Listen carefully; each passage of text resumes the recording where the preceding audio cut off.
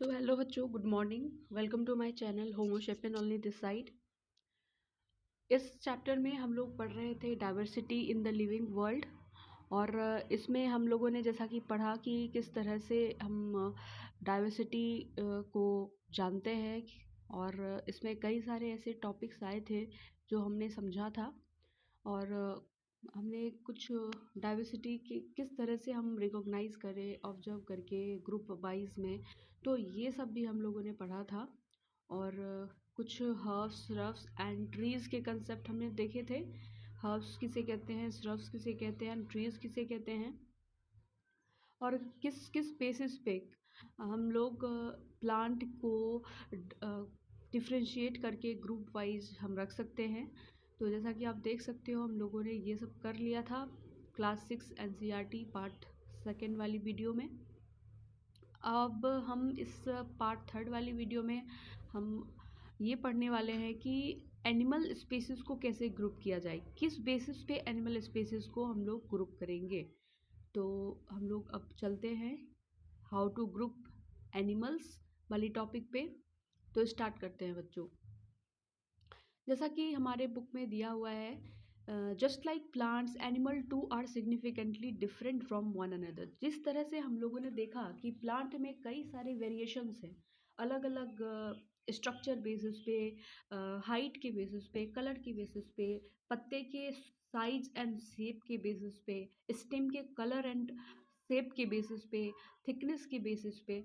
तो just like that हम लोग ये देखते हैं कि एनिमल्स की जो स्पेसिस है उसमें भी कई सारी डिफ्रेंसिएशन हमें देखने को मिलती है।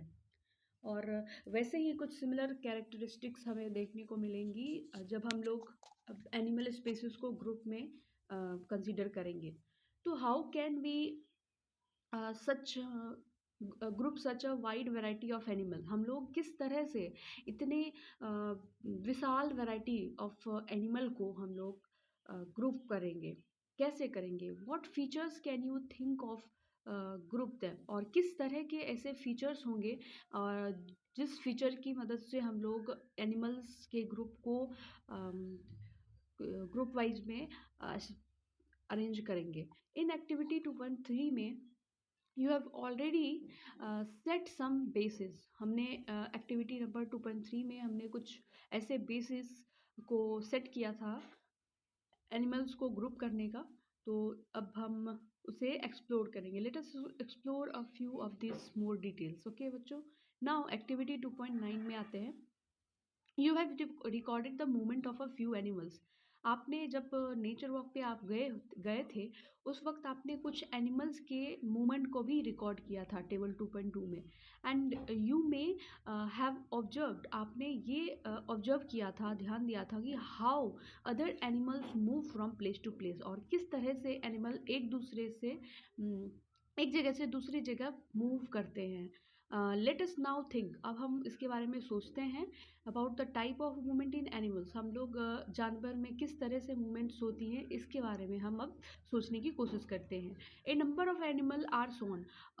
बहुत सारे नंबर्स ऑफ एनिमल्स जो हैं, जानवरों के संख्या जो है वो हमें 2.7 फिगर में दिखाए गए हैं। जैसा कि आप ये देख सकते हो डाइवर्सिटी इन एनिमल्स वाले इस डायग्राम में आपको कई सारे एनिमल्स दिख रहे होंगे।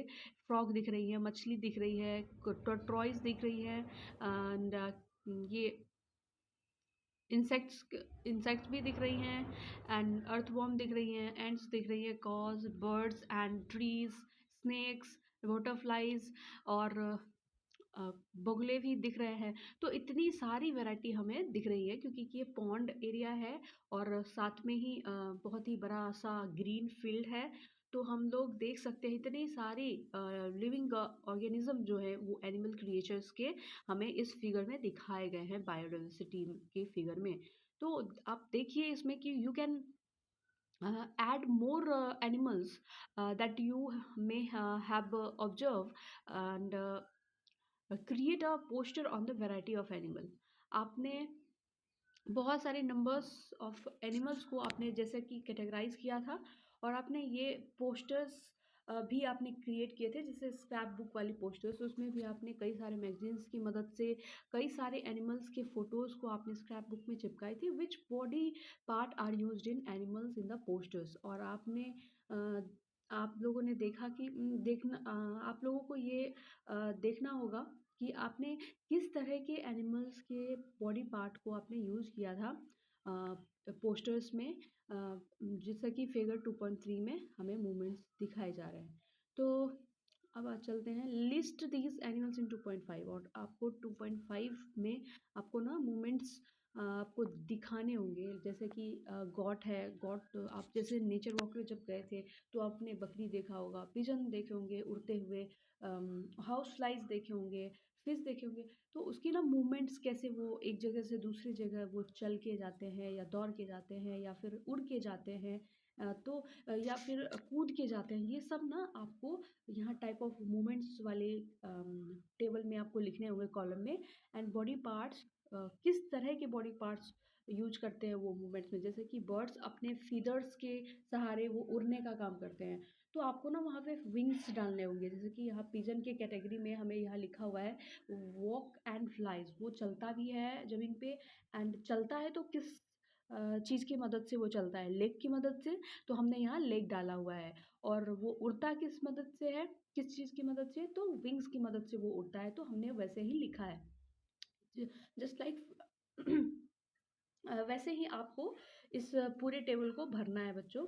अब now what conclusion can you draw from the data given in the 2.5, और आपको ये जो डेटा जो आपने पूरा कंप्लीट किया, किस तरह की कंक्लूजन आप अंत में किस तरह के रिजल्ट को आप देखते हो, किस तरह की आप कंडीशन देखते हो, जस्ट लाइक आपने आपको ना उसी तरह की सिमिलर कंडीशन आपको दिखेगी जैसा कि आपने प्लांट्स के स्पेसिस को ग्रुप किया था, टाइप ऑफ किस तरह से वो ग्रो करता है, किस बॉडी पार्ट से वो ग्रो करता है, and everything that you have inserted in the table 2.5 plants now. Different animals have different types of movement, अलग अलग। आपने ये भी देखा कि फिगर ये टेबल 2.5 में कि जितने डिफरेंट टाइप ऑफ एनिमल्स जैसा कि दिए हैं, ant, goat, pigeon, house fly, fish, तो इसके ना अलग अलग पार्ट्स हैं, वो जब भी वो मूव करते हैं, कहीं पे एक जगह से दूसरी जगह जाते हैं, तो वो अपने अलग अलग बॉडी पार्ट्स के सहारे मूवमेंट में जो है वो हिस्सा लेते हैं। जैसे कि अगर एंट है तो वो अपने पैर के सहारे एक जगह से दूसरी जगह जाएगा, अगर वो पिजन है तो एक जगह से दूसरी जगह जाने के लिए वो दो तरह से वो अपने चीज़ों को इस्तेमाल करेगा, एक तो वो अपना पैर इस्तेमाल करेगा चलने के लिए, और वो एक जगह से बहुत लंबी दूरी उसे तय करनी है, तो इन दैट सिचुएशन उन लोगों को यूज क्या करना होता है, विंग्स का वो लोग यूज़ करते हैं। फिश अपने फिन्स का यूज करते हैं, फिन्स आप देखते होंगे मछली के ऊपर ना छोटे छोटे फिन्स होते हैं, उसकी मदद से वो एक जगह से दूसरी जगह जाते हैं। आपको फिन्स ना समझ में आए तो I will draw for you all guys, तो आप देख सकते हैं किस तरह से फिन्स होती हैं। तो जस्ट लाइक ये मान लो कि आपकी ये मछली होती है बच्चों, आपको मैं दिखाती हूँ, ये थोड़ी रॉन्ग बन गई है, जैसे कि आप मान लो ये मछली है, ये मछली हो गई आपकी, लाइक दिस, लाइक दिस, ये आपकी मछली हो गई, एंड यहाँ पे गिल्स वाला एरिया हो गया, एंड फिन्स कुछ इस तरह से होते हैं, ये जो साइड में है ना, कुछ इस तरह से फिन्स होती हैं, इसके सहारे से ना मछली समुद्र में या पानी में वो एक जगह से दूसरी जगह तैरती है, जैसे कि आप देख सकते हो। ठीक है बच्चों, तो अब आगे बढ़ते हैं हम लोग दूसरे टॉपिक की तरफ बिना देर किए हुए, क्योंकि ये काफ़ी लंबा टॉपिक है और चैप्टर भी काफ़ी लंबे हैं बच्चों, तो थोड़ा जल्दी हम लोग इस चीज़ को करते हैं। नाउ डिफरेंट एनिमल्स, आप किस तरह के कंक्लूजन आप निकालते हो, तो हाँ, different animals have different types of movements, आपने जैसा देखा टेबल 2.5 में कि अलग अलग एनिमल्स के बहुत अलग अलग टाइप ऑफ क्राइटेरिया है मूव करने के, और एनिमल, कुछ एनिमल ऐसे होते हैं जो उड़ सकते हैं, कुछ एनिमल ऐसे होते हैं जो दौड़ सकते हैं, कुछ एनिमल ऐसे होते हैं जो क्रॉल कर सकते हैं, क्रॉलिंग, आप जानते हो जैसे बच्चा क्रॉल करता है ना बच्चे, जो हाथ और पैर के सहारे एक जगह से दूसरी जगह घुरकने का काम करता है। आप लोग जानते होंगे बच्चा एक जगह से दूसरी जगह कैसे चलता है, जो 9 या 7-8 महीने का बच्चा होता है। Walk, hop or jump and so on. And they use different body parts for moving from one place to another place. जैसा कि आपने देखा टेबल में भी, और आप इमेजिन भी करते होगे, आप एक जगह मतलब कई सारे एनिमल्स को आप देखते भी होगे कि एनिमल एक जगह से दूसरी जगह जाने के लिए कई सारे डिफरेंट बॉडी पार्ट्स का यूज करते हैं मूवमेंट में. Now they may use wings, legs and other parts that help them to move. और वो कभी अपने पंखों को यूज़ करते हैं, कभी अपने पैरों को यूज़ करते हैं, कभी अपने हाथों को यूज़ करते हैं. तो हर चीज़ मतलब हर एक एनिमल में मूव करने का तरीका और उसके लोकोमोटरी ऑर्गन्स अलग अलग होते हैं. We have identified animal based on types of movements. हम लोगों ने आइडेंटिफाई किया किस बेसिस पे कि एनिमल्स को, कि वो अलग अलग तरीक़ों से जो मूव करने का तरीका होता है उसके बेसिस पे हमने एनिमल्स को आइडेंटिफाई किया. How can we group animal based on their movements. हम लोग एनिमल को किस तरह से समूह में रख सकते हैं on the basis of there movements. मतलब मूवमेंट्स के आधार पे हम एनिमल स्पीसीज को किस तरह से ग्रुप वाइज में कंसिडर कर सकते हैं. तो इसके बारे में समझते हैं. Additionally many animals differ from each others in shape, size and structure, colour. हम जैसे कि जानते हैं कि मूवमेंट्स तो एक क्राइटेरिया हो सकता है एनिमल को कैरेक्टराइज करने का, लेकिन और भी कई सारे कैरेक्टरिस्टिक्स हो सकते हैं जिसके बेसिस पे हम एनिमल स्पीसीज को ग्रुप वाइज में हम डिफ्रेंशिएट कर सकते हैं. Like wise space, shape. बच्चों, एनिमल के कई डिफरेंट शेप्स होते हैं, जैसा कि हमने पिछले वीडियो में भी बताया था. कुछ ऐसे एनिमल होंगे जो आपको छोटे दिखेंगे, कुछ ऐसे एनिमल होंगे काफ़ी लंबे और जाइंट साइज के होंगे, कुछ ऐसे एनिमल्स होंगे जो उड़ने वाले होंगे, कुछ ऐसे एनिमल होंगे जो डिफरेंट कलर्स में होंगे. तो इतने सारे अलग अलग फीचर्स हो सकते हैं एनिमल स्पीसीज को ग्रुप में अलग अलग कैटेगरी में रखने का. Some of these features can be also use to group animals. और कुछ ऐसे फीचर्स हम यूज कर सकते हैं जैसा कि आपको पहले दिखाया हुआ है, पढ़ाया हुआ है हमने. Shape, size, structure, colour, movements के बेसिस पे हम ग्रुप कर सकते हैं एनिमल को. लाइक प्लांट्स को हमने ग्रुप किया था, जस्ट लाइक दैट हम लोग एनिमल को भी ग्रुप कर सकते हैं. And it is very understand very important to understand the concept diversity. बच्चों, हमें इस डाइवर्सिटी के कंसेप्ट को समझने के लिए हमें एनिमल्स एंड प्लांट्स को अलग अलग क्राइटेरिया में ग्रुप करना बहुत इम्पॉर्टेंट हो जाता है. नाउ अगर अब हम आते हैं नोअन अ साइंटिस्ट. एक ऐसी साइंटिस्ट रही हैं बच्चों, जानकी अम्माल. तो उनके बारे में हम थोड़ा सा ब्रीफ इंट्रोडक्शन पढ़ लेते हैं, फिर एक सक्सेस स्टोरी पढ़ने वाले हैं, and then we will move forward the topic of plants and animal in the different surrounding. Okay बच्चों, तो पढ़ते हैं. चलिए. जानकी अमाल 1897 से 1984 तक इनका जीवन पीरियड रहता है, इनका जीवन काल. Was an Indian botanist. अब बच्चों, ये बोटनिस्ट वर्ड आप लोगों के लिए थोड़ा सा डिफिकल्ट लग रहा होगा, तो मैं आपको समझा दूं कि जैसे कि साइंस को हम 3 पार्ट्स में डिवाइड कर देते हैं ना बच्चों, फिजिक्स, केमिस्ट्री एंड बायोलॉजी. वैसे ही ना बायोलॉजी को भी ना इसके सब पार्ट्स होते हैं बायोलॉजी के भी, लाइक जियोलॉजी एंड बोटनी. तो जो ऐसे स्टूडेंट जो आगे चल के क्लास 12 या क्लास 12 के बाद अगर उसे आगे की पढ़ाई पढ़नी होती है ग्रेजुएशन में, तो वो ना बायोलॉजी के सब टॉपिक्स वाले कोर्स को ऑप्ट करते हैं. लाइक कुछ बच्चे ऐसे होते हैं जो बोटनी चूज करते हैं, कुछ बच्चे ऐसे होते हैं जो जूलॉजी चूज करते हैं. तो जो जूलॉजी चूज करने वाले होते हैं उसे हम जूलॉजिस्ट कह देते हैं, और जो बोटनी सब्जेक्ट के को पढ़ने वाले होते हैं उसे हम बोटनिस्ट कह देते हैं. तो ये जो जानकी अमाल थी वो क्या थी, बोटनिस्ट थी, and dedicated to environmental works. और इनका जो वर्क था वो काफ़ी डेडिकेट था, काफ़ी इनका फोकस किस चीज़ पे था, ज़्यादा वो एनवायरमेंटल वर्क करती थी. मतलब आप जैसे कि जानते हो आजकल के डेट में कई बहुत सारे ऐसे सिचुएशंस आ रहे हैं क्लाइमेट चेंज की, तो बहुत सारे आपको एनवायरमेंटलिस्ट दिखते होंगे जो पर्यावरण के बारे में सोचते हैं, पर्यावरण में होने वाले चेंजेस के बारे में सोचते हैं और उस प्रॉब्लम्स को सॉल्व करने की कोशिश करते हैं। तो वैसा ही वर्क इनका भी था, जानकी अमाल जी का। वो काफ़ी इन्वायरमेंटल वर्क्स में अपना टाइम बिताया करती थी और help to document and preserve India's rich plant diversity. और इनका ये काम रहता था क्योंकि सी वॉज बोटनिस्ट, तो डेफिनेटली जूलॉजी करने वाले तो एनिमल स्पेसिस को पढ़ेंगे एंड बॉटनी करने वाले प्लांट्स स्पेसिस के बारे में पढ़ते हैं।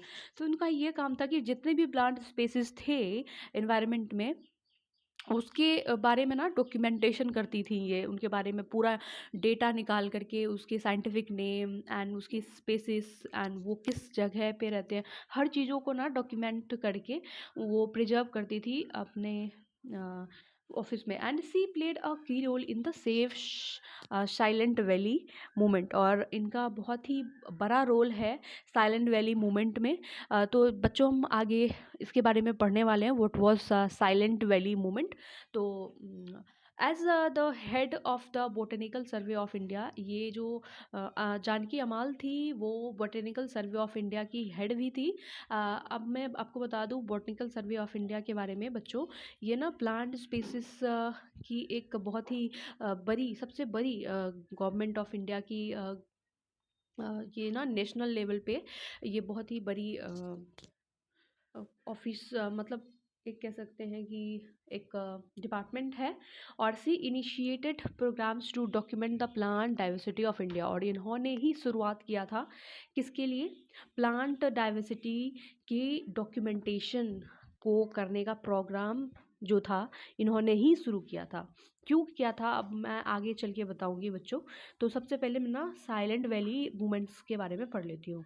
This is a real story of forest in Palakkad district of Kerala, and it is about preserving untouched beauty of a moist evergreen forest and its rich biodiversity. And the now famous Silent Valley was saved by remarkable movement led by common people who were not even residing in the vicinity of the forest, and the battle against the proposal of hydroelectricity dam across the Kunthi Puja river persisted for 10 years. At that time, people used all possible available means, and such as a widespread awareness program, letters to editors, articles in newspapers, seminars, and petitions, and appeal in courts. The movement was successful in saving the Silent Valley. तो बच्चों silent valley project मैं बताऊँ ये कहाँ हुआ था। तो ये एक रियल स्टोरी है, ये कोई बनी बनाई इमेजिनेटिंग स्टोरी नहीं है बच्चों, ये रियल स्टोरी है। ये साइलेंट वैली मूवमेंट हुआ था पलक्कड़ डिस्ट्रिक्ट ऑफ केरला में। ये इसलिए हुआ था बच्चों कि एवरग्रीन, आप जानते होंगे टीवी फिल्मों में भी बहुत बार ये दिखाया गया कि केरला की जो फॉरेस्ट होती है बहुत ही ग्रीन होती है, काफ़ी रिफ्रेशिंग फील देता है वो फिल्म। अगर आपको नहीं देखा होगा तो साउथ की मूवी में कई सारी मूवी में इसके सीन्स दिखाए जाते हैं, केरला के सीन्स, तो उसमें आपको दिखते होंगे कि वहाँ के जो एरिया का जो फोटोग्राफ्स होता है ना काफ़ी ग्रीनी ग्रीनी सा होता है। तो इसी रीज़न को प्रोटेक्ट करने के लिए, इस एवरग्रीन फॉरेस्ट को प्रोटेक्ट करने के लिए, उसकी बायोडाइवर्सिटी को प्रोटेक्ट करने के लिए बहुत ये साइलेंट वैली हुआ था। और काफ़ी लोगों ने इसमें हिस्सा भी लिया था। वहाँ के जो लोग थे, वहाँ के जो मतलब आसपास में जो रहने वाले लोग थे, जो ग्रामीण इलाकों में जो वहाँ के जो थे आदमी, वो सारे लोग इसमें साइलेंट वैली प्रोजेक्ट में हिस्सा लिया था उन्होंने। मैं बताती हूँ इतना ज़्यादा मूवमेंट करने की क्या ज़रूरत थी, आपको आगे आने वाले क्लास में तो समझाई ही जाएगी, लेकिन मैं छोटा सा आपको बता दूँ। बायोडाइवर्सिटी बच्चों अगर बची रहती है तो फूड चेन, आपने पढ़ा होगा 5 क्लास में और आगे भी पढ़ोगे, ये ना फूड चेन जो होती है उसे प्रिजर्व करने का काम करती है बच्चों। मैं आपको छोटा सा एग्जांपल दूं, जैसे कि आप मान लो बायोडाइवर्सिटी में ना कई सारे एनिमल्स होते हैं like Lions, dears, grasses and बहुत सारे एनिमल्स एंड प्लांट्स की स्पेसिस। लेकिन आप ये सोचो कि मान लो लाइन की स्पेसिस ना पूरी तरह से ख़त्म हो जाती है बायोडाइवर्सिटी में, ओके? और हमने ग्रासेस को भी हमने ख़त्म कर दिया। तो आप ये सोच के देखो कि जो अगर लायंस नहीं होंगी तो वो जो डियर जो मरेगा या फिर छोटे-छोटे एनिमल्स मरेंगे या फिर तो उसे खाएगा कौन? और अगर कोई खाएगा नहीं उसे तो कई सारी बीमारी फैल सकती है बच्चों।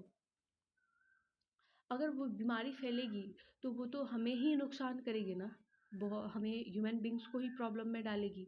अब मान लो कि ये जितने भी ग्रासेस हैं, हम अगर प्लांट्स के स्पेसिस को हम काट देते हैं जलाने के लिए, जंगल को काट के हम लकड़ियों को जला देते हैं, सारी लकड़ियों को।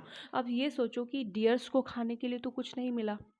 अब डियर्स को खाने के लिए कुछ नहीं मिला और हमें भी खाने के लिए कुछ नहीं मिल पाएगा, और भी बहुत सारी प्रॉब्लम्स आएंगी कि क्लाइमेट चेंज हमें देखने को मिलेगा। जब बारिश होगी तो हमारे घरों में पानी घुस जाएगा, क्योंकि वे जो प्लांट्स हैं ये ना बारिश के पानी को भी अब्जॉर्ब करके रखते हैं। तो कई सारी प्रॉब्लम्स हमें एक साथ देखने को मिल सकती हैं। तो इसलिए हम बायोडाइवर्सिटी को ना बचाने की कोशिश करते हैं।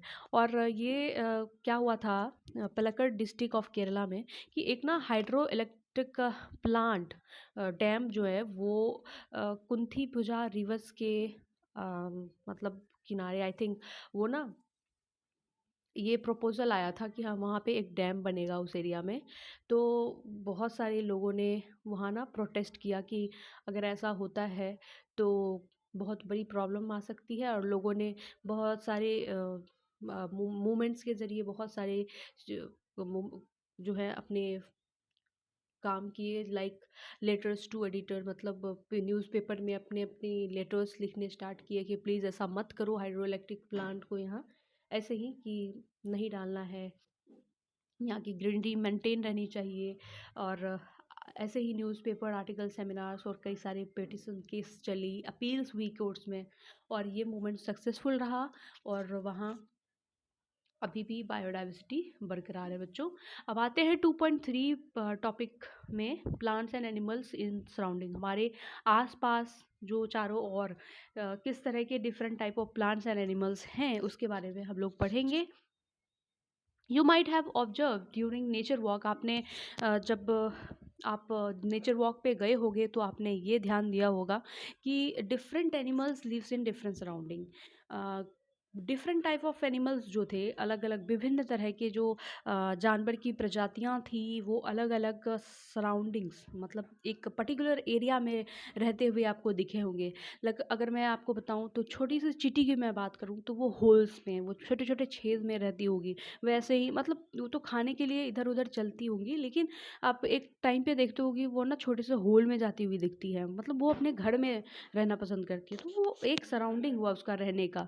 लाइकवाइज अगर मैं बात करूँ गाय की, तो गाय भी आपको शाम को चरवाहा चराने ले जाता है, फिर वो अपने घर लेके चला जाता है, अपने शेड रीजन में रख देता है जाके। और भी अगर मैं बकरियों की बात करूं तो जस्ट लाइक गाय, वो भी चरने आती है बकरी, फिर अपने जो भी किसान होते हैं उस बकरी को फिर वो लेके चले जाते हैं अपने घर।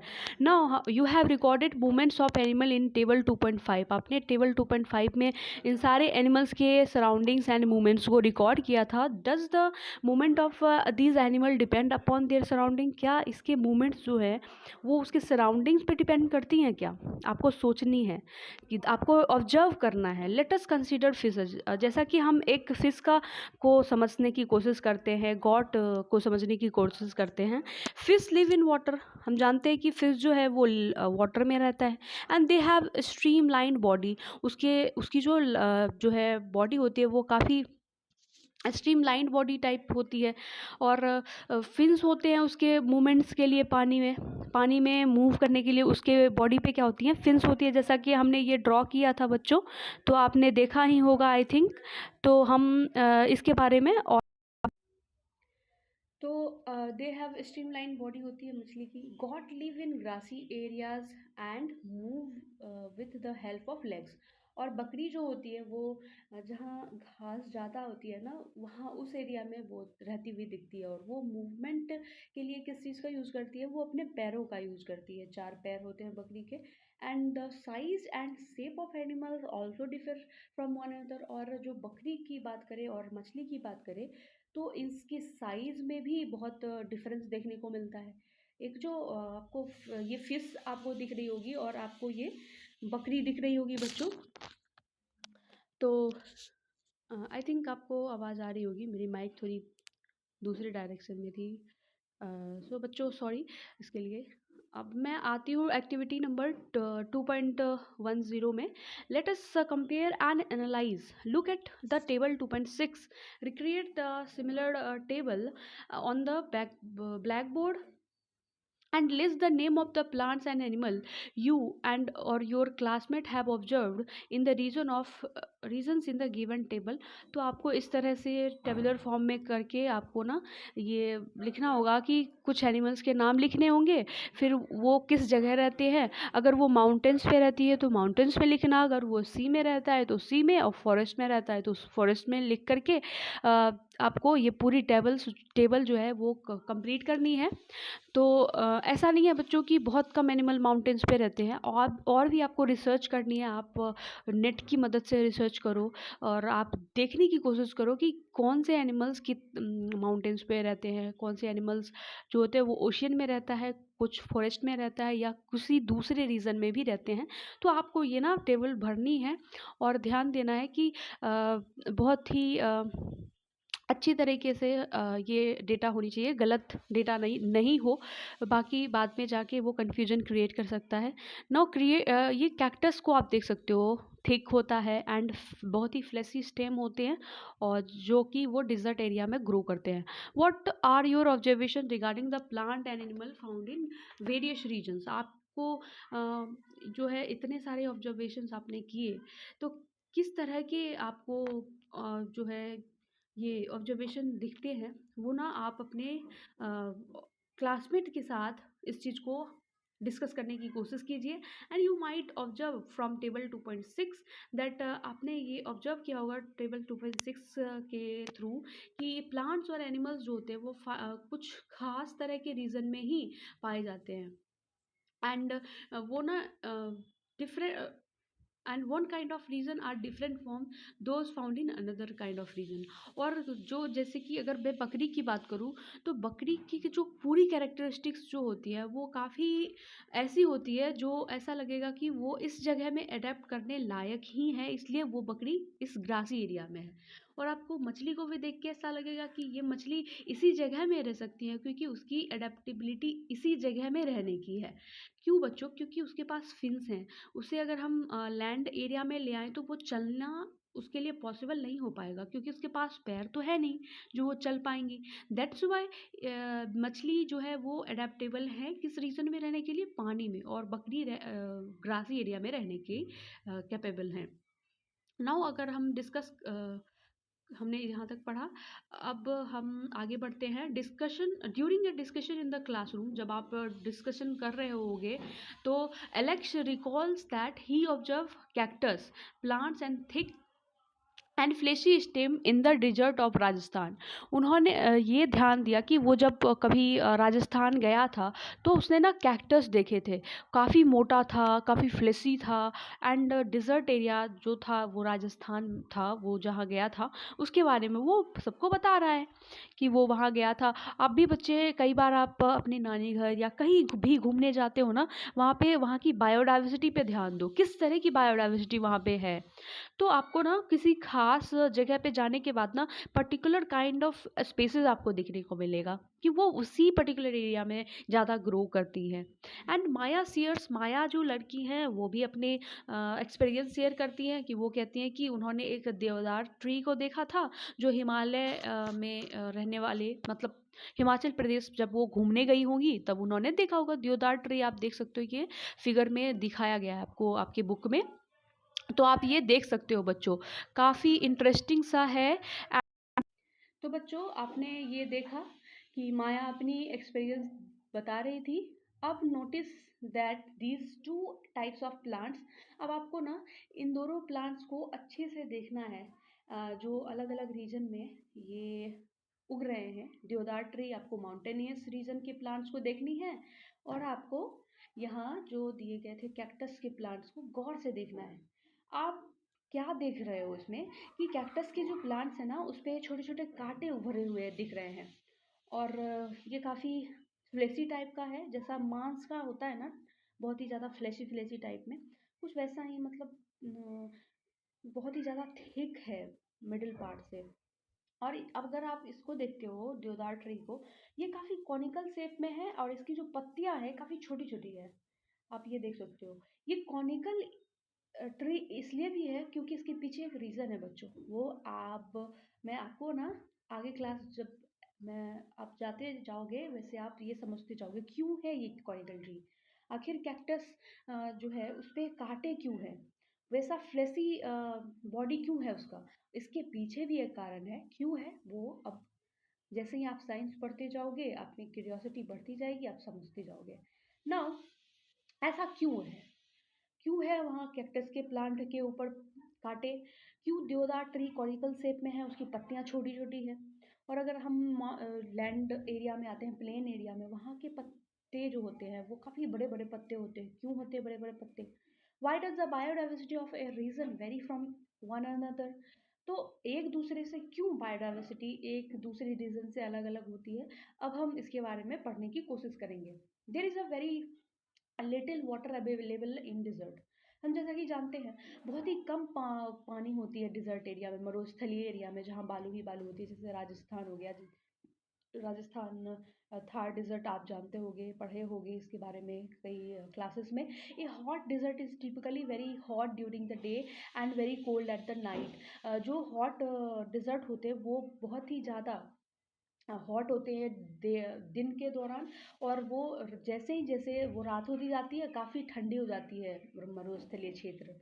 तो therefore you will find what you will find plants and animals in these area that can tolerate survive both hot and cold conditions। तो आप ऐसे plants देखोगे इस डिजर्ट एरिया में, ऐसे प्लांट्स उगे हुए हैं जो कि दोनों कंडीशन में वो सरवाइव कर सकते हैं, रह सकते हैं, उसे कोई प्रॉब्लम नहीं होगी। The fleshy stem of the plant found in the dessert can store water and help them tolerate the hot condition in the this place. और ये जो फ्लेसी स्टेम आपने देखा था उस कैक्टस प्लांट में, वो इसलिए था क्योंकि वो वाटर कंटेन कर सके, ज़्यादा से ज़्यादा पानी उसके अंदर रहेगी तभी तो ज़्यादा से ज़्यादा गर्मी जो है वो सह सकेगी। इसलिए जो कैक्टस का जो प्लांट था वो काफ़ी फ्लेसी था, मोटा था पीस से। एंड उस एरिया में क्या था बच्चों, उस एरिया में वाटर की कंटेन बहुत ही ज़्यादा थी। And the mountain is extremely cold. Mountain हम लोग जानते हैं कि जो पहाड़ी इलाका होता है वो काफ़ी ठंडा होता है, और वहाँ पे हमेशा ना बर्फ़ गिरती रहती है। In order to survive such condition, इस तरह के कंडीशन को में सर्वाइव करने के लिए कुछ ट्रीज़ होती हैं, उसमें ना एबिलिटी होती है स्नो को स्लाइड ऑफ करने की उसके ऊपर से। अब देखो, अब मान लो कि ये ट्रीज़ जो होती है देवदार ट्री अगर ऐसी शेप की नहीं होती, आम के वृक्ष होते या बरगद के वृक्ष होते जैसा कि प्लेन एरिया में पाए जाते हैं वृक्ष, वो अगर होते बच्चों, तो उस पर अगर बर्फ़ गिरती तो वो तो सारे बर्फ़ वो उसके ऊपर ही रह जाती, तो वो जो सनलाइट आती तो वो अपना फोटोसिंथेसिस भी नहीं कर पाता। अब देखो यहाँ पे क्या है, कॉनिकल ट्रीज होने की वजह से क्या है कि बर्फ जैसे ही इसके ऊपर आएगी ना, वो सारी बर्फ इसके बॉडी पे से ना वो गिर जाएगी, स्लाइड ऑफ हो जाएंगी, और जिससे कि उसकी पत्तियों में मतलब कोई भी डिस्टर्बेंस भी नहीं होगी, वो फोटोसिंथेसिस भी बहुत अच्छे तरीके से कर पाएगी, और उसके पत्ते टूटेंगे भी नहीं क्योंकि छोटे छोटे पत्ते हैं उस पर। आप कितना भी ज़्यादा वजन डालो वो तो स्लाइड ऑफ हो रही हैं क्योंकि इसकी बॉडी की जो स्ट्रक्चर ही वैसी है। तो यहाँ पे आइस रुकने का तो कुछ वैसा हो नहीं सकता। तो हाँ, अब आगे चलते हैं बच्चों। तो हम पढ़ रहे थे कि इसकी जो शेप होती है वो कॉनिकल शेप होती है, एंड स्लोपिंग ब्रांचेज ऑफ देवदार trees enable them to do easily. You must have understood by now that biodiversity varies from region to region because of diverse condition. Rajasthan figure 2.11 and camel from the cold desert of Ladakh. What are the difference you observe between them, and what advantage of these differences provide of these camels? बच्चों, जैसा कि आपने देखा कि biodiversity को समझने के लिए बहुत ही डाइवर्स कंडीशंस हमें देखने को मिलती है। अलग अलग डाइवर्स कंडीशन में बायोडाइवर्सिटी एग्जिस्ट करती है। अब look at the image of camel. आप अब आपको ना दोनों कैमल्स के इमेज को देखनी है। जो कैमल राजस्थान एरिया में है और जो कैमल पहाड़ी एरिया में है, लाइक लद्दाख की एरिया में। तो आपको ना दोनों के फिगर्स को बहुत ही अच्छे तरीके से देखना है बच्चों। तो कुछ इस तरह से है। हाँ, स्क्रीन में थोड़ी डिस्टरबेंस आ गई थी, उसके लिए आई एम रियली सॉरी। तो हाँ बच्चों, आप देखो कि जो ऊँट जो है वो जो डिजर्ट एरिया में है वो कुछ लाइट हेयर वाले हैं, मतलब बहुत ही कम इसमें इसके बॉडी पे हेयर है। वही अगर हम आप बात करें पहाड़ी कैमल की, इसकी जो बॉडी है इस पे काफ़ी घने घने जो है हेयर है। क्यों है बच्चों? क्योंकि पहाड़ी एरिया में ना ठंड ज़्यादा रहती है, ठंड ज़्यादा रहेगी तो उसको तो ढकने के लिए कुछ तो चाहिए, तो नेचर ने ही उसे खुद ब खुद बना के दिया है इतने सारे घने हेयर्स, जिसकी वजह से वो ठंड में बच सकता है। तो आप दोनों के स्ट्रक्चर देख सकते हो, काफ़ी सिमिलर है, बट दोनों अलग अलग एरिया में रहने की वजह से इसकी जो थोड़ी सी जो हेयर है वो थोड़ी सी अलग हो गई है। आप इसमें होफ्स भी आप देख सकते हो, इसकी जो दिखाई जा रही है फिगर्स में। The camel of hot dessert has long leg. अब आप देख सकते हो कि जो कैमल डिजर्ट एरिया की है उसकी जो पैर है ना काफ़ी लंबे लंबे हैं in comparison to the camel who is in the Ladakh area, पहाड़ी एरिया में आप देख सकते हो। और यहाँ ये जो हूव्स भी है ना उसके डिजर्ट वाले कैमल की, वो काफ़ी चौड़ी हूव्स है उसकी। और Alex hears that his grand mother told him, एक एलेक्स एक लड़का है, कैरेक्टर दिया है एनसीईआरटी बुक में, उसमें उसकी दादी ने क्या उसे बताया था कि the law that long leg and the wide hooves help this camel to walk on the sandy desert. इसकी जो ऊँट थार एरिया या डिज़र्ट एरिया में पाए जाते हैं उसके हूफ्स काफ़ी चौड़े इसलिए होते हैं, लंबे पैर इसलिए होते हैं उसके, क्योंकि वो डिज़र्ट एरिया में एक जगह से दूसरी जगह मूव करने में उसे ना आसानी होगी उस कैमल को। That's why their hooves are very wide and their legs are very long without sinking into the sand. और क्योंकि बच्चों आप जो है कभी थार एरिया या फिर आप मान लो आपके आस पड़ोस में ना कहीं कहीं घर बन रहा है, आप उस सैंडी एरिया पे ना आप चल के देखना, आपके ना पैर धंसने लगेंगे, क्योंकि आपके पैर इतने चौड़े नहीं होते हैं जो कि उस सैंड एरिया पे टिक सके, मतलब एक जगह स्थिर रह सके। लेकिन वो जो कैमल है उस सैंडी एरिया पे वो चल लेता है। उसकी रीज़न, किस रीज़न की वजह से वो चल पाता है? क्योंकि उसके जो हूफ्स होते हैं ना, पैर की जो वो सबसे नीचे वाला हिस्सा होता है वो काफ़ी चौड़ा होता है और उसके पैर बहुत लंबे होते हैं, जिससे वो बैलेंस कर सकता है और एक जगह से दूसरी जगह मूव करने में उसे कोई प्रॉब्लम भी नहीं होती है बिना सैंड में सिंक किए। ऑन द अदर हैंड वही दूसरी तरफ देखें, height and legs of the camel of the cold desert जो लद्दाख एरिया में है, वो ठंडे इलाके में रहने वाले लद्दाखी कैमल को अगर आप देखें तो उसके पैर काफ़ी छोटे होते हैं और उसके हुप्स भी बहुत चौड़ी नहीं होती than those of hot desert के कंपैरिजन में। And these shorts leg allow them to walk easily in mountainous region. और ये छोटे छोटे पैर ही उसे बहुत मदद करते हैं माउंटेनियस रीजन में मूव करने के लिए। अब in desert food is not available easily. आपको पता होगा कि डिज़र्ट एरिया में कहीं इतने ज़्यादा फूड्स, ग्रीन ग्रासेस आपको नहीं इतने आसानी से आपको मिलेंगी, ना ही वो फूड एंड ना ही वाटर। तो केमल क्या करता है, वो अपने पीठ के वाले हिस्से पे ना वो जो हूफ्स उठे हुए होते हैं ना छोटे से कॉनिकल शेप में तो वो वहाँ पे क्या करता है, वो camel store food in their humps, उसे हम्प्स कहा जाता है। ये जो उठा हुआ एरिया है बच्चों, हो ये जो आप देख रहे हो, ये जो आप देख रहे हो उसमें ना वो कहाँ क्या करता है, स्टोर करता है किस चीज़ को, फूड को स्टोर करता है। Camels found in the hot desert. और कैमल ज़्यादातर, हम लोग जानते हैं कि ज़्यादातर वो गर्मीले डिजर्ट एरिया में, मरुस्थलीय एरिया में वो रहते हैं। हैव वन हम्प, जिसमें कि एक हम्प होता है, each that help to survive during the scarcity of food. और जो हॉट एरिया में होते हैं कैमल, उसमें एक ही हम्प पाए जाते हैं, और जो कोल्ड एरियाज़ में जो कैमल होते हैं उसमें 2 हम्प होते हैं बच्चों, जैसा कि फिगर में आपको दिखाया जा रहा है। ये जो आप हम्प देख रहे हो 2-2 हम्प है। इस 2-2 हम्प में ये फूड को स्टोर करेंगे, और ये कैमल जो है जो थार एरिया में या डेज़र्ट एरिया में उसमें एक ही हम्प है फूड को स्टोर करने के लिए। अब हम आगे आते हैं। तो नाउ camels फाउंड, ये हो चुका था। These two humps shrink in late winters because there is not much food available in the cold desert. अगर हम बात करें हॉट डिज़र्ट की, तो कहीं ना कहीं कैसे भी करके उसके लिए सारे कैमल्स के लिए ना खाना कहीं ना कहीं से आ जाता है। But cold and mountainous region में इतनी पहाड़ी पे जाके उसे कौन खाने देगा? तो इसके लिए ना नेचर ने पहले से ही उसके बॉडी पे डिज़ाइन करके 2 हम्प्स दिए हुए हैं, जिससे कि वो ज़्यादा से ज़्यादा फूड को स्टोर कर सके और उसे परेशानी भी ना हो, फूड की अवेलेबिलिटी कमी भी ना हो। That's why they have 2 humps on their body. Moreover, they grow long hair from head to neck, which help them survive in the cold winter Ladakh. तो मैंने आपको बताया था काफ़ी लंबे और घने बाल होते हैं, जिससे कि वो ठंड से बच सके, वो कैमल जो लद्दाख एरिया में पाए जाते हैं। What other features can camel to survive in the desert? और भी क्या अलग अलग फीचर्स हो सकते हैं जिससे कि कैमल जो है सर्वाइव कर सके डिजर्ट एरिया में। Other student also start sharing their observation. दूसरा स्टूडेंट जो गया था कहीं राजस्थान में, या तो वो काशी जो है वो राजस्थान से है बोल रहा है, और वो कहता है कि camel स्क्रीट small amount of urine. Camel जो है बहुत ही कम यूरिन पास करता है अपनी बॉडी से, काफ़ी कम। And their dung is dry, उसका जो गोबर होता है वो काफ़ी सूखा सूखा होता है।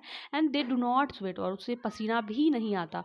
और as camel do not lose much water, जैसा कि हमने देखा कि इतनी कम अमाउंट में वाटर निकल रही है उसकी बॉडी से, तो they can survive many days without drinking water. तो ये बहुत दिन ऐसे होते हैं वो बिना पानी पिए भी रह सकते हैं, क्योंकि इसकी बॉडी का जो ऐसा कंडीशन ही है, ऐसा पूरा मैकेनिज्म ही है कि उसकी जो बॉडी से पानी जो निकलना होता है वो काफ़ी कम रिलीज होता है, जिससे उसे पानी की कमी भी महसूस नहीं होती, वो डिहाइड्रेट भी जल्दी नहीं होता। Maya talk about seeing a plant with beautiful bright flowers, rhododendrons. बच्चे अभी तो रोडोडेंड्रॉन्स का तो काफ़ी समय है, आप ये फूल काफ़ी जगह आप ये देखते होगे ना। तो आपको ना ये कहाँ मिल जाएगा, ये नीलगिरी फॉरेस्ट, सोला फॉरेस्ट के आसपास आपको रोडोडेंड्रॉन्स देखने को मिलेंगे। Here rhododendrons are the shorter heights के प्लांट्स, ये ट्रीज होते हैं and leaves to survive though the heavy wind on mountain top. However Pema who is, हाँ, तो बच्चों रोडोडेंड्रॉन्स जो होते हैं वो काफ़ी छोटे हाइट्स के होते हैं, और वो काफ़ी अच्छी तरीके से वो सर्वाइव कर सकते हैं हैवी माउंटेन्स में भी, क्योंकि उसकी जो लीव्स होती है काफ़ी छोटी छोटी होती है, तो कभी ज़्यादा हवा भी अगर आ जाए तो उससे कोई फ़र्क नहीं पड़ने वाला उस आंधी आंधी तूफान से।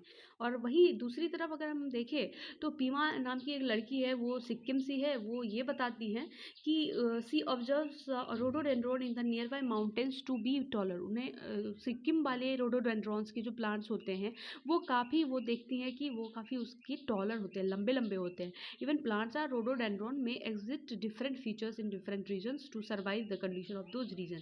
Rhododendrons कई सारे रीजन में पाए जा सकते हैं। ये जो फिगर में आपको दिखाया गया है ये रोडोडेंड्रॉन का ट्री है।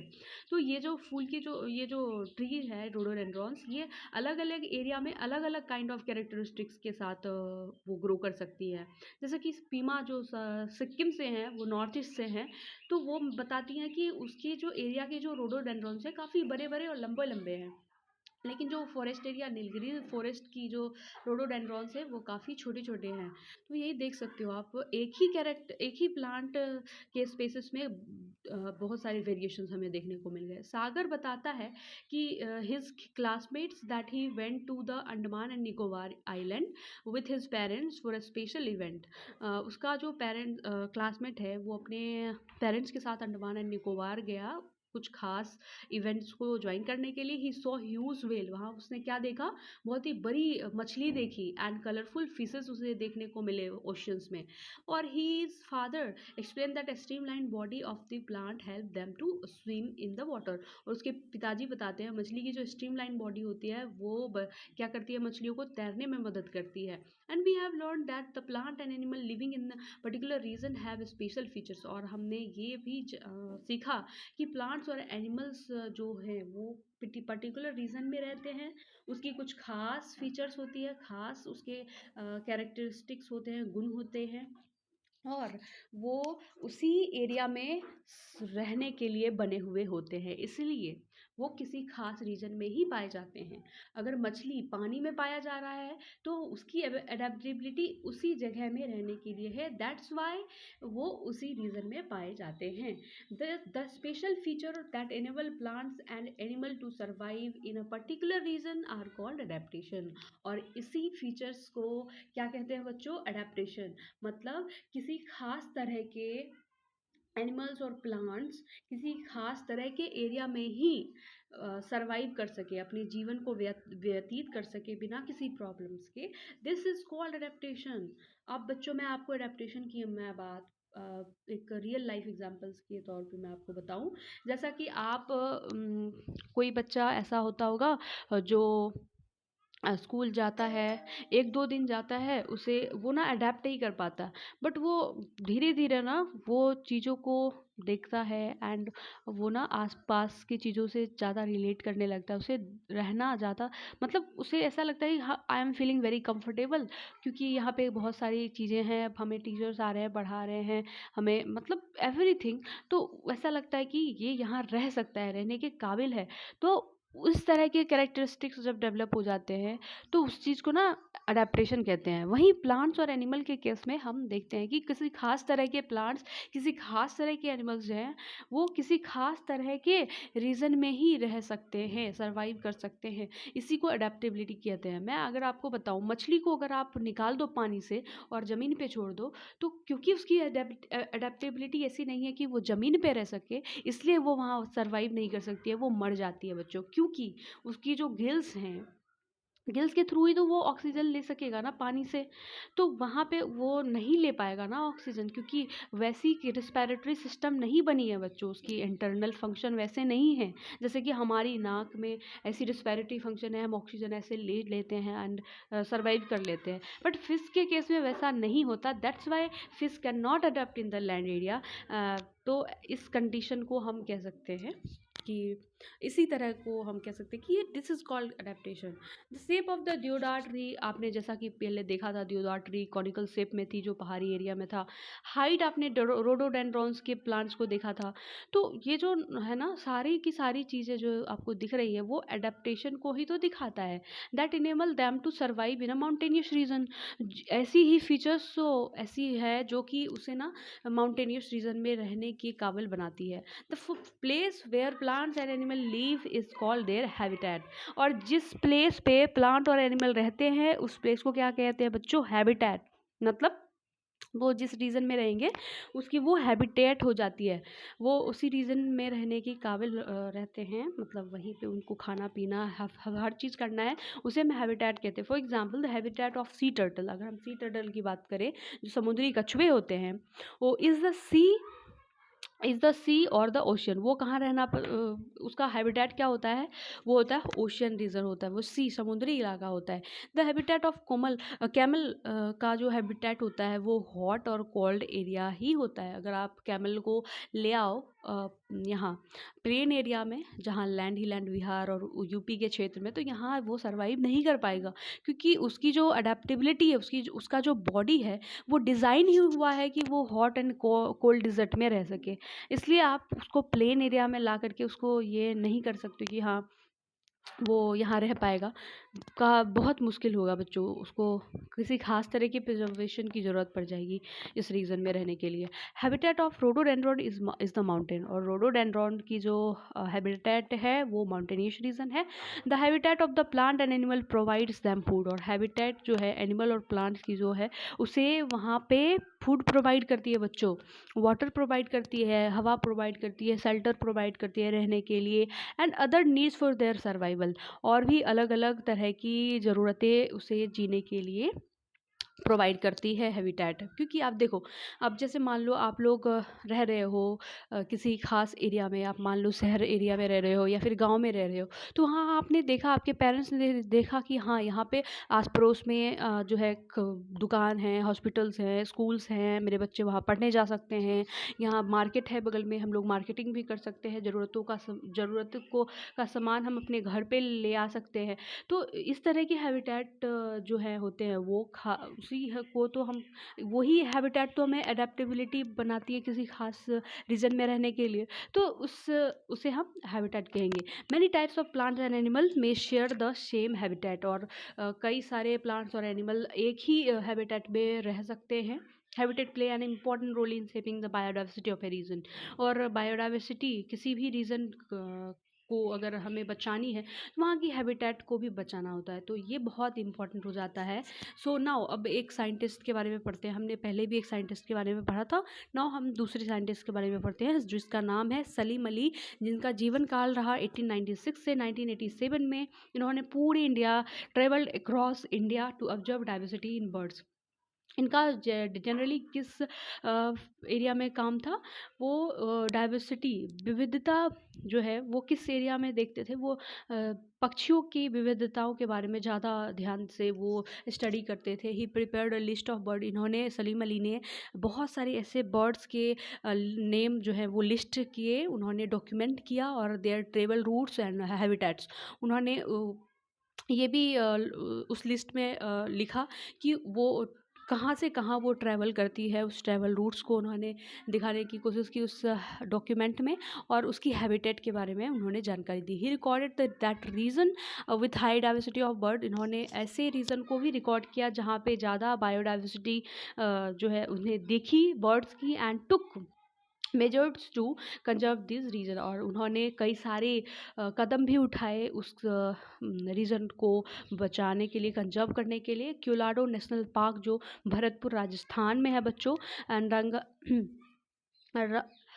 रंगनाथिट्टू बर्ड सेंचुरी जो Madhya Pradesh, Mandya Karnataka are the example of region he preserved. इन्होंने कई सारे ऐसे national parks and bird wildlife sanctuaries जो हैं इन्होंने प्रिजर्व करी, और वहाँ पे इन्होंने अपना काम किया। And he wrote a landmark series of 10 book, इन्होंने 10 बुक ऐसे लिखे हैं जो बर्ड के बेसिस पे उन्होंने लिखे हैं। अपने इंडियन सब कॉन्टिनेंट्स में जितने भी बर्ड्स पाए जाते हैं उन पे उन्होंने 10 बुक ऐसे लिखे हैं। काफ़ी अच्छा लैंडमार्क सीरीज इनका रहा है जीवन काल में, और he is referred as the bird man of India. और ये जो सलीम अली है इन्हें बर्ड मैन ऑफ इंडिया भी कहा जाता है बच्चों, और he was awarded Padma Vibhushan इन 1976 में इनको पद्म विभूषण मिलता है बच्चों। बहुत ही अच्छा फील होता है इन्वायरमेंटल साइंस, और इस इन्वायरमेंटल साइंस में बहुत अच्छे अच्छे स्कोप होते हैं बच्चों, आप साइंटिस्ट भी बन सकते हो, जैसा कि सलीम अली का वर्क रहा है। काफ़ी बेहतर तरीके से इन्होंने चीज़ों को स्टडी करी, अपने डॉक्यूमेंट प्रेजेंट किए, और बहुत ही गवर्नमेंट ने, अपने इंडियन गवर्नमेंट ने इन्हें पद्म विभूषण का अवार्ड भी दिया बच्चों। काफ़ी बड़ा ये अवार्ड होता है, काफ़ी रिस्पेक्टफुल अवार्ड होता है। आप इनके फ़ोटो को आप ना यूट्यूब पे या गूगल पे सर्च करके इसके बारे में और भी ज़्यादा पढ़ने की कोशिश करना, काफ़ी इंटरेस्टिंग पर्सनैलिटी हैं ये। और ये जो है साइंटिस्ट के कैटेगरी में ही आएंगे, एंड सलीम अली इनका नाम है। तो बच्चों आगे बढ़ते हैं हम लोग बिना देर किए हुए। तो what are the different way in which you can group plants and animal based on their habitat. अब आपको एक और कैरेक्टरिस्टिक्स मिल जाती है हैबिटेट नाम की कैरेक्टरिस्टिक्स, जिसके बेसिस पे आप एनिमल और प्लांट को ग्रुप में कैटेगराइज कर सकते हो। One way is to group them into that live on land and those live in the water। अब हैबिटेट के बेसिस पे कुछ ऐसे प्लांट्स एंड एनिमल को आप कैरेक्टराइज कर सकते हो जो लैंड पे रहते हैं, कुछ ऐसे प्लांट्स एंड एनिमल होते हैं जो वाटर में रहते हैं। The plants and animal that live on land are said to live in terrestrial habitat. ऐसे प्लांट्स या एनिमल जो कहाँ रहते हैं बच्चों, भूमि एरिया में, भूमि में रहते हैं, भूमि पे। तो उस तरह के प्लांट्स और एनिमल्स को क्या कहेंगे, टेरेस्ट्रियल एनिमल कहेंगे, टेरेस्ट्रियल प्लांट कहेंगे, और उस हैबिटेट को क्या कहेंगे, टेरेस्ट्रियल हैबिटेट कहेंगे। Some example of terrestrial habitats के एग्जांपल्स मैं बता दूं क्या क्या हो सकती हैं। फॉरेस्ट, वो लैंड पे ही फॉरेस्ट होता है, डेजर्ट हो सकता है, ग्रासलैंड हो सकती है, माउंटेन्स हो सकती है बच्चों। The plants and the animals that live in the water are said to live in aquatic habitat। और ऐसे प्लांट्स और एनिमल जो वाटर एरिया में रहते हैं बच्चों, उसे हम कहेंगे एक्वेटिक एनिमल्स, या और उस हैबिटेट को क्या कहेंगे, एक्वेटिक हैबिटेट। सब एग्जांपल ऑफ एक्वेटिक हैबिटेट क्या हो सकता है, पॉन्ड हो सकता है, लेक हो सकती है, झील हो सकती है, तालाब हो सकती है, नदी हो सकती है, और समुद्र हो सकता है एक्वेटिक हैबिटेट के अंडर। अब आता है सम एग्जांपल्स जो ऐसे हैं एनिमल्स के या प्लांट्स के जो दोनों जगह रहते हैं, लैंड में भी रहते हैं और वो वाटर में भी रहते हैं। और इस तरह के हैबिटेट को क्या मत कहेंगे बच्चों, मतलब इस तरह के हैबिटेट में रहने वाले एनिमल्स या प्लांट्स को क्या कहेंगे, एम्फीबियंस कहेंगे बच्चों। नाउ सॉरी बच्चों, प्लांट्स को एम्फीबियंस नहीं कहेंगे, सिर्फ और सिर्फ एनिमल के बारे में ही बताया गया है। What would happen if the habitat of a plants और एनिमल इज़ डैमेज। क्या हो अगर हम प्लांट और एनिमल के हैबिटेट को डैमेज कर दें। क्या होगा बच्चों अगर आपके घर को कोई तोड़ दे। अब आप इमेजिन करो, आप बहुत ही अच्छे घर में रह रहे हो और कोई आया और आपके घर को बस तोड़ के चला गया, तोड़ दिया ऐसे ही, तो क्या करोगे, आप बेघर हो जाओगे, आपका रहना, आप प्रोटेक्टिव फील नहीं करोगे, आपकी जो सिक्योरिटी है वो ख़त्म हो जाएगी, आप बहुत सारे आपके साथ प्रॉब्लम्स आ सकती है, मच्छर काट सकता है, सांप काट सकता है अगर आप बाहर में रह रहे हो, क्योंकि आपका घर तो है नहीं। उसी तरह से जस्ट लाइक दैट आप सोचिए कि किसी प्लांट या एनिमल के हैबिटेट को अगर हम ख़त्म कर दें तो क्या हो। What would happen if a goat does not get grass। क्या हो अगर एक बकरी को घास ही ना मिले खाने को। Can a fish survive without water. क्या हो अगर पानी ही खत्म हो जाए, और मछली का क्या हो। अब सोचने पे तो ये सारे क्वेश्चन मजबूर कर देते हैं। चलिए धीरे धीरे करके समझने की कोशिश करते हैं। Check with your parents. आप अपने पेरेंट्स के साथ चेक करें इन सारी चीज़ों को, अपने दादा दादी के साथ बैठ के, आस पड़ोसियों के साथ बैठ के ये जानने की कोशिश कीजिए कि प्लांट्स, एनिमल, इंसेक्ट्स या other kinds of animal they use to see frequently in their childhood but do not see as often now. आप अपने दादा दादी, मम्मी पापा या अपने आस पड़ोसियों के साथ बैठ के ये डिस्कस कीजिए कि ऐसे कौन से प्लांट्स थे, ऐसे कौन से बर्ड्स एंड इंसेक्ट्स थे जो आज नहीं पाए जाते हैं और आप लोगों के समय में था।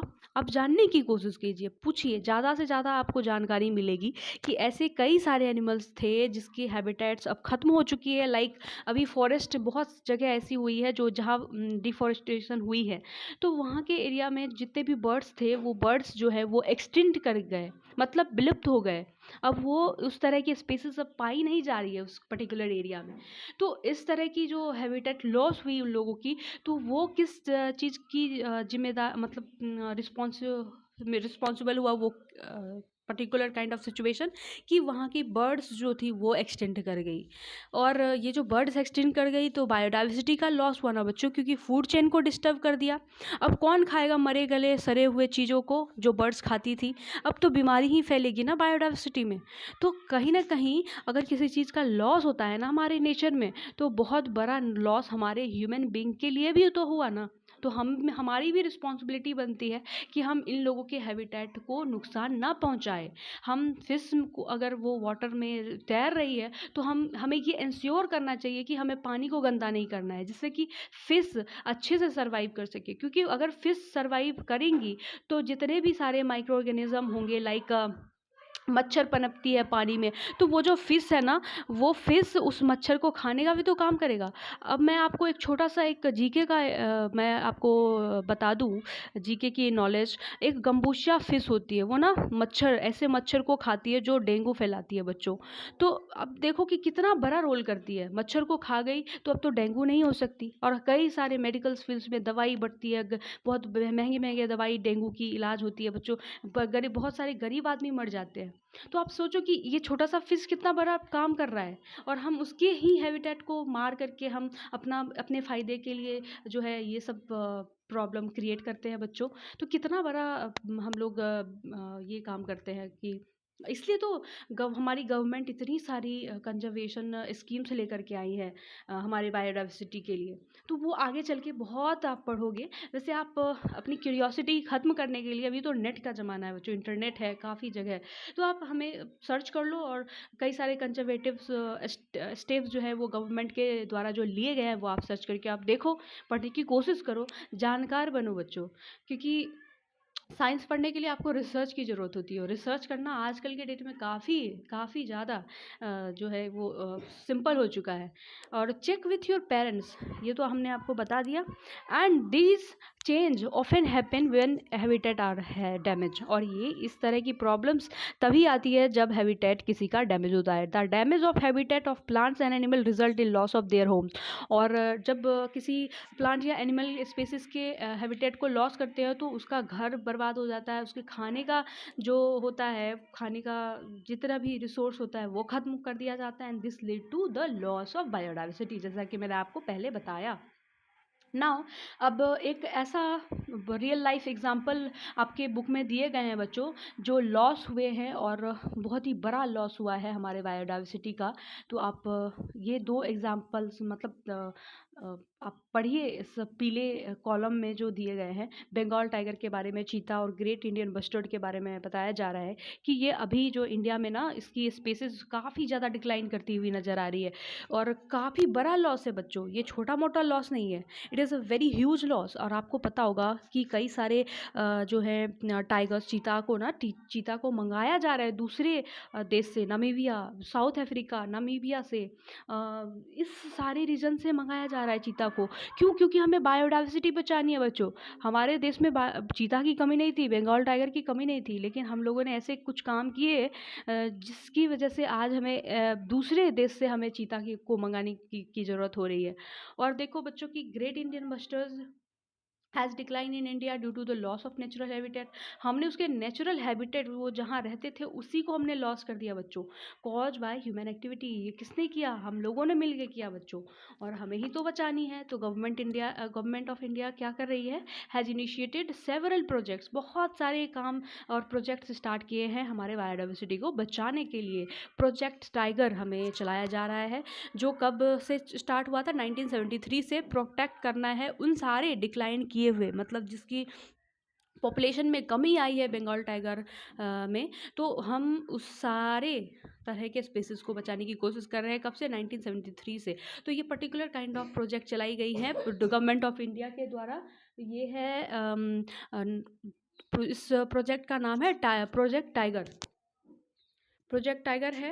और द चीता री इंट्रोडक्शन प्रोजेक्ट भी चलाए गए हैं। चीता, खास तरह के चीता को बचाने के लिए हमने चीता री इंट्रोडक्शन प्रोजेक्ट भी इनिशिएट किया है, जो 2022 से इनिशिएट हुए हैं, to restore the population of cheetah बच्चों। Similarly habitat of great Indian bustard have been declared as protected area in the state of Gujarat. ये जो ग्रेट इंडियन बस्टर्ड आप देख रहे हो बच्चों, इसकी जो एरिया, जिस अभी एरिया में ये कुछ बचे हुए मात्रा में पाए जा रहे हैं गुजरात रीजन में, इसके एरिया को प्रोटेक्टेड एरिया घोषित किया गया है। प्रोटेक्टेड एरिया मतलब कि उस खास तरह के एरिया में कोई भी ह्यूमन एक्टिविटी अलाउ नहीं है। वहाँ पे कोई भी ह्यूमन अपना घर नहीं बना सकते, ज़मीन नहीं खरीद सकते, वहाँ पे कोई एक्टिविटी नहीं कर सकते। That is called the protected area. हम इसलिए इन लोगों को बचा रहे हैं बच्चों। आप जैसा कि देख सकते हो इतनी अच्छी ब्यूटीफुल एनिमल है प्रोजेक्ट टाइगर। ये चीता को देख सकते हो एंड ग्रेट इंडियन बस्टर्ड। अब हम आपको बताएं कि ये इतने अच्छे अच्छे प्रोजेक्ट्स क्यों लाए जा रहे हैं गवर्नमेंट के लिए, क्यों कोई इतने खतरनाक एनिमल को पालना चाहिए। बच्चों मैं आपको बताऊं, ये की स्टोन स्पेसिस के अंदर आते हैं। बच्चों की स्टोन आप समझते हो, आपको मैं छोटा सा एग्जांपल मैं बताऊं की स्टोन का मतलब क्या होता है। की स्टोन मतलब होता है कि जैसे मान लो कि आपके घर में एक पेरेंट्स होते हैं, आपके पापा बहुत कमा रहे हैं, आपके घर को चला रहे हैं। आप मान लो पापा की कमाई रुक जाती है किसी वजह से, जैसे कि कोविड-19 आया था, सबके काम रुक गए थे। तो क्या हुआ था, बहुत सारी प्रॉब्लम्स क्रिएट होने घर में चालू हो गए थे। मतलब कि अब कैसे और भी अलग अलग काम घर के किए जाए, कैसे पढ़ाई की जो है पैसे जुटाए जाए। तो उसी तरह से हमारे पापा की स्टोन का रोल प्ले करते हैं। इसी तरह से हमारा जो टाइगर होता है, चीता होता है, लायन होता है, एलिफेंट होता है, ये की स्टोन होते हैं, क्योंकि इसकी वजह से ही तो अलग अलग टाइप ऑफ लिविंग ऑर्गेनिज्म जो है वो सर्वाइव कर पाते हैं। अब हाँ, मानती हूँ मैं, टाइगर जो है वो दूसरे डियर्स को खाता है, छोटे छोटे एनिमल्स को खा जाता है। बट अगर क्या हो, अगर टाइगर ना हो तो क्या हो बच्चों, अब मैं बताऊँ। टाइगर अगर ना हो तो डियर्स की पॉपुलेशन बहुत ज़्यादा बढ़ जाएगी, क्योंकि उसको तो खाने के लिए कोई नहीं है, वो तो बचे रहेंगे। और वो डियर क्या करेंगे, सारे ग्रासेस को खा जाएंगे बच्चों। जब सारे ग्रासेस को खा जाएंगे तो उन छोटे छोटे गाय का क्या हो, हमारे हम लोगों का क्या हो बच्चों। हम लोगों के पास अनाज कहाँ से आएगा, डियर सारे ग्रासेस को जब खा जाएंगे। तो इन सारी चीज़ों को बैलेंस करने के लिए कोई तो होना चाहिए ना बच्चों। तो इसीलिए हमें टाइगर्स, हमें चीता, लायंस की भी ज़रूरत होती है बच्चों। इसीलिए हम इसे कीस्टोन स्पेसिस भी कहेंगे, और आगे चल के आप पढ़ोगे। ये मैंने थोड़ा सा जीके के लिए मैंने आपको बता दिया कि व्हाट इज़ की स्टोन स्पेसिस। तो आप देख सकते हो ट्रेडिशनली प्रोटेक्टेड फॉरेस्ट जो है वो सेक्रेड ग्रुप क्या होती है उसके बारे में हम पढ़ेंगे। Sacred groups are undisturbed patches of forest. और सेक्रेड ग्रुप्स एक ऐसे एरिया होते हैं जहाँ पे जंगल एरिया होती है, जहाँ पे वहाँ पे किसी तरह की एक्टिविटी अलाउ नहीं होती है। वहाँ पे आप जंगल में जाके लकड़ी नहीं काट सकते जलाने के लिए। आप किसी तरह के पेड़ को आप ये नहीं क्लेम कर सकते, हाँ मैं इसे काट के कुछ हमें यूज करनी है, या कुछ नहीं कर सकते। वहाँ पे कुछ अलाउ ही नहीं किया जाता, इसलिए उसे प्रोटेक्टेड फॉरेस्ट भी कहा जाता है। And their size are may very quite small to very large. इसकी साइज या तो बहुत छोटी हो सकती है या बहुत बड़ी भी हो सकती है। Sacred groups are found all over India. Sacred groups हर जगह हमारे पूरी इंडिया में पाए जाते हैं। And they are home to different kinds of plants and animal. और ये सेक्रेड ग्रुप्स जो होते हैं वो डिफरेंट काइंड्स ऑफ प्लांट्स और एनिमल के लिए एक तरह का घर होता है, इंक्लूडिंग न्यूमरस मेडिसिनल प्लांट्स। और इस सेक्रेड ग्रुप्स में कई सारी ऐसी औषधियाँ होती है जो कि हमारे लिए बहुत यूज़फुल होता है। And they are protected by local community. और ये वहाँ के लोकल लोगों के द्वारा, मतलब वहाँ के जो हैं जो खास जो वहाँ पे रहते हैं लोग, जो वहाँ के असली रहने वाले वहाँ के लोग होते हैं, उसके द्वारा प्रोटेक्ट किए जाते हैं। लोकल कम्युनिटी के द्वारा उस एरिया को प्रोटेक्ट किया जाता है, सेक्रेड ग्रुप वाले एरिया को। And no one is allowed to harm any animals. और किसी को ये अलाउ नहीं होता कि कोई किसी एनिमल को हार्म करे, वहाँ के ट्रीज़ को काट सके या फिर वहाँ के एरिया को डिस्टर्ब कर सके। This way sacred group are a community protected treasure of biodiversity. इसलिए हम this way sacred groups are a community protected treasure हम कह सकते हैं, खजाना की तरह कह सकते हैं कि ये एक खजाना है हमारे कम्युनिटी का, जो कि हम क्या कह सकते हैं कि बायोडाइवर्सिटी को बचाने में बहुत ही मतलब बहुत ही ज़्यादा ये काफ़ी हेल्पफुल होता है। क्योंकि हम खास तरह के जगह को हम जैसे बचा के रखते हैं, तो वहाँ की बायोडाइवर्सिटी तो बची ना, एक तरह का वो खजाना ही तो है, क्योंकि वो फूड चेन को डिस्टर्ब नहीं कर रहा है बच्चों। और वो काफ़ी हेल्पफुल होगा हमारे लिए, और आगे आने वाले फ्यूचर के लिए सस्टेनेबल रहेगा। We must protect biodiversity. हमें ज़रूर ही प्रोटेक्ट करना चाहिए बायोडाइवर्सिटी को। किस लिए? To ensure our planet is full of life. ये बताने के लिए कि हाँ, हमारे प्लानट पे जीवन की कमी नहीं है। Helping plants animal to survive and thrives. और हमें ये भी ज़्यादा ये करना है कि एनिमल और प्लांट की स्पीसीज़ को बचा के रखना है, जो वो रह सके। और कुछ इस बुक में ना कुछ कीवर्ड्स दिए गए, adaptation, monocots, analyse, amphibians, parallel venation. इन सारे वर्ड्स को हमने क्या किया है, बहुत ही अच्छी तरीके से समझाने की कोशिश भी की है। आप पीछे 2-3 लेक्चर्स हमने जो कंप्लीट किए हैं उसके थ्रू आप देख सकते हो बच्चों। काफ़ी अच्छी तरीके से आप वीडियो की मदद से आप सारी चीज़ों को समझ सकते हो, और कोई भी तरह की प्रॉब्लम्स आए यू कैन यस आप अच्छे से गूगल पे जाओ, सर्च करो and then just find the answer. And summary आप देख ही सकते हो, छोटी सी समरी यहाँ पे दी गई है, और मैं आपको आपके साथ ये डिस्कस कर देती हूँ समरी भी, देन आपके लिए ये काफ़ी आसान रहेगा। पूरी तरह से एक पूरा ओवरऑल रिवीजन हो जाएगा। We are surrounded by a large variety of plants and animal. हम लोग जानते हैं हमारे सराउंडिंग में कई सारे वेराइटीज़ हैं प्लांट्स और एनिमल की। Such variety plants and animal is a part of diversity. और इन सारे प्लांट्स की जो डाइवर्सिटीज़ हैं, एनिमल्स की डाइवर्सिटी हैं, ये किस चीज़ के पार्ट है? बायोडाइवर्सिटी के पार्ट है। Plants and animal can be grouped on the basis of similarities and differences among them. और प्लांट्स और एनिमल को हम उसकी सिमिलैरिटी यानी समानता और असमानता के बेसिस पे ग्रुप करते हैं। प्लांट्स हैव सिमिलैरिटीज, प्लांट्स में कुछ सिमिलैरिटीज भी होती है, डिफरेंसेस भी होती है, based on features associated with roots, stems, leaves, flowers. हमने ये भी देखा इस चैप्टर के अंदर कि कुछ प्लांट्स ऐसे होते हैं जो सिमिलर होते हैं, लेकिन उसमें जो रूट सिस्टम होती है, स्टेम सिस्टम होती है, लीव्स एंड फ्लावर्स होती है, वो काफ़ी अलग अलग होती थी। और इन सारे बेसिस पे हमने प्लांट्स के स्पेसिस को ग्रुप किया था। And the method of arranging them things into groups based on their common feature is called grouping. और हम इस छोटे से ग्रुपिंग की डेफिनेशन मैं आपको बता दूँ, ग्रुपिंग किसे कहते हैं। तो ये एक ऐसा मेथड है किसी ग्रुप को अरेंज करने का जिसमें कि हम किसी खास तरह के प्लांट्स और एनिमल के खास फीचर्स को अरेंज करते हैं ग्रुप में। This is called grouping. Plants can B group into a herbs, shrubs and trees. Plants को बहुत सारे ग्रुप्स में हम इसे डिवाइड कर सकते हैं उसके हाइट के अकॉर्डिंग, लाइक हर्ब्स, श्रब्स और ट्रीज़ में। और जैसे कि उसमें हमने स्टीम्स के टाइप्स को देखा था, उसके ब्रांचिंग पैटर्न्स को देखे थे। Plants can also be grouped dicotyledon and monocotyledon. हमने प्लांट्स के सीड के जो है पार्ट्स के बेसिस पे हमने देखे थे कि ये डाइकॉट है, अगर वो सीड्स 2 पार्ट में डिवाइड हो जाते हैं equally, this is called dicotyledon. और कोई सीड ऐसे होते हैं जो हम उसके पार्ट्स को 2 पार्ट में डिवाइड नहीं कर सकते हैं, तो वो मोनोकॉट्स हो जाते हैं बच्चों, based on number of cotyledons in their seeds. Monocots generally exhibit parallel venation. Monocots generally उस प्लांट्स में होते हैं जिस प्लांट्स के पत्तियों के जो वेन होते हैं वो पैरेलल वेन होते हैं इन देयर लीव्स। जैसे कि गेहूं के पत्ते, जैसे गेहूं को देख लो, उसके पत्ते की जो वेनेशन होती है, उसकी जो अगर आप प्लांट्स को देखो गेहूं के प्लांट्स को, उसमें वेनेशन जो वेन होते हैं वो काफ़ी पैरेलल लाइन में होते हैं। आप मक्के के पत्ते को देखो तो उसमें भी पैरेलल वेनेशन होते हैं, इसलिए वहाँ उसकी जो सीड्स होती है वो मोनोकॉट्स होती है, उसके सीड्स 2 इक्वल पार्ट्स में डिवाइड नहीं हो पाते। And possess fibrous roots while dicots typically exhibit reticulate venation.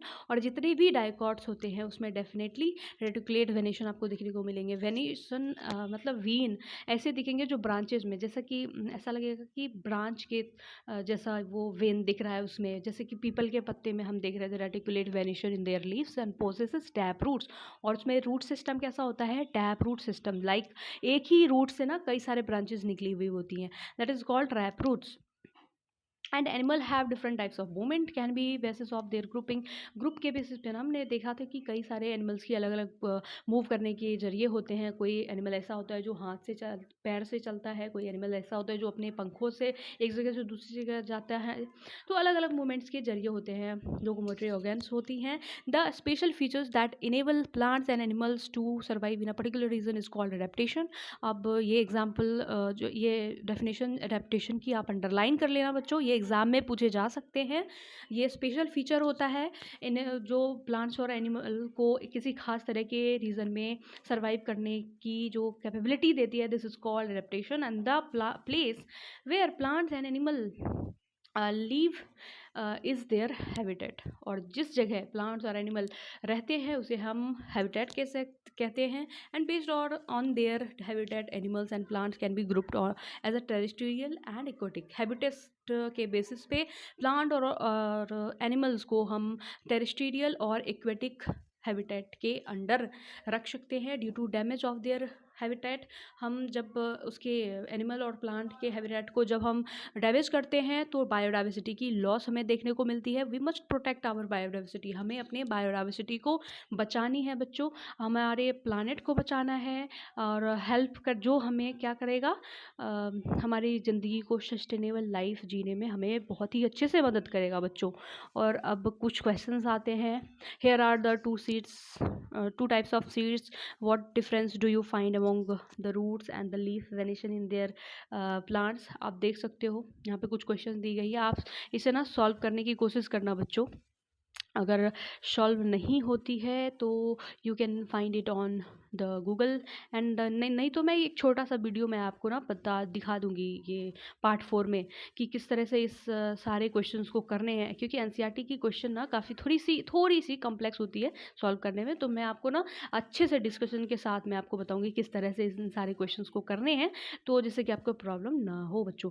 So thanks for watching this video and thank you so much. ये चैप्टर ख़त्म होता है और पार्ट 4 में ना बस सिर्फ और सिर्फ क्वेश्चन के एक्सप्लेनेशन बस मैं दूंगी, तो हो सके तो आप खुद से भी कर सकते हो, नहीं तो मैं एक्सप्लेनेशन कर ही दूंगी आप लोगों के लिए, ज़्यादा हेल्पफुल हो जाए।